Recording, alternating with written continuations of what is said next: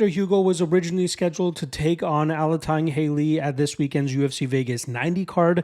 Unfortunately, Alatang Haley pulls out, but luckily the UFC has been able to find a short notice replacement for Victor Hugo, and it comes in the form of former Contender Series competitor and winner Pedro Falcao, who's stepping in on short notice here. Very intriguing addition to the UFC roster, especially coming in on short notice.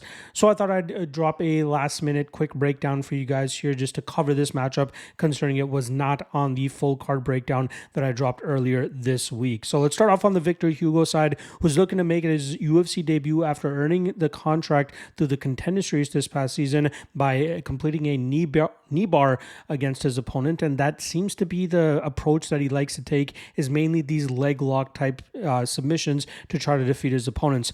Very weird and almost a bit of an oxymoron considering the nickname that he has, which is Striker, but he doesn't often look to strike. He looks to power his opponents to the ground and then from there work to opportunities where he can either snatch up a leg, a knee, a heel, or any type of submission, but he more often than not looks to grind his opponents out in the grappling realm. In terms of the striking realm, he throws a lot of spinning stuff and flashy techniques, but the majority of the point is to eventually get his opponents to the ground where he can do some solid work from that position.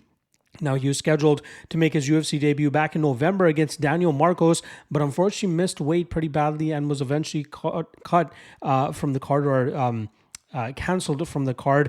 And now he's healthy, back, and likely able to make the weight class this weekend so that he can finally make his UFC debut.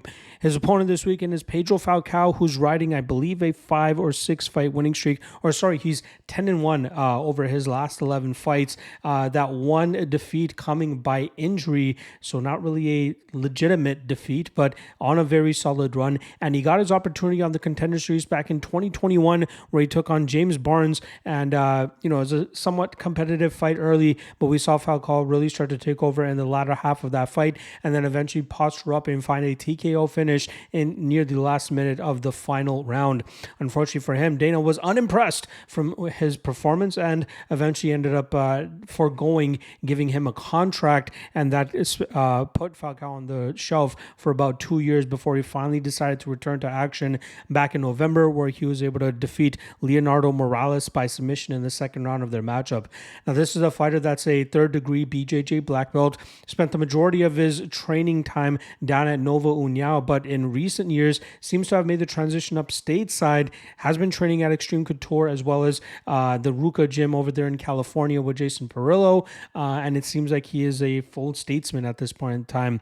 But he's a decent striker, but he does his best work when he's able to implement his BJJ black belt, taking his opponents to the mat and grinding them out from that top position. I expect him to be successful in doing so here against Victor Hugo, and it doesn't surprise me to see Falcao dropping from plus 150, which I saw him at yesterday, down to plus 110 right now. Hugo has a nice record at 24-4, but I don't think the level of competition that he's been defeating and the way he's been doing it against those guys is going to translate well into the UFC, especially considering the type of level he's going to be facing, even in this first matchup that he has with the UFC.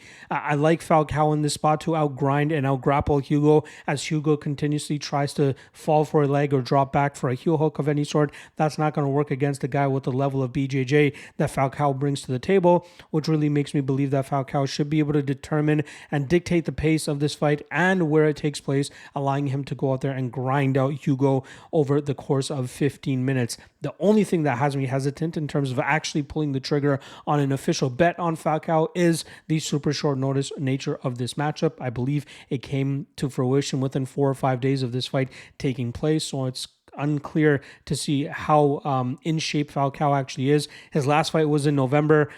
This fight is scheduled to take place at bantamweight. We'll find out if he ends up making weight tomorrow when he steps on the scale. But if he comes in looking like he did last time around, or how he's looked throughout his career, I expect his grappling to be too much for Hugo, and he should end up winning this fight on the scorecards. There you guys go. I got a ton of content dropping today. Earlier today, I dropped top 3 dog of the night plays or candidates for this UFC card. I dropped the PFL breakdowns late last night. The card actually kicks off in about an hour and a half or so. So make sure you guys check that out if you want to see where my head's at for a lot of those spots. I'll be dropping the quick picks version of the UFC Vegas 90 breakdown in a few hours. So keep your eyes peeled for that. And I believe...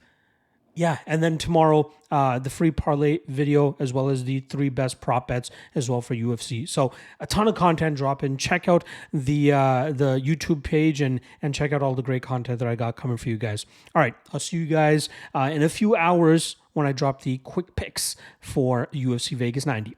Peace.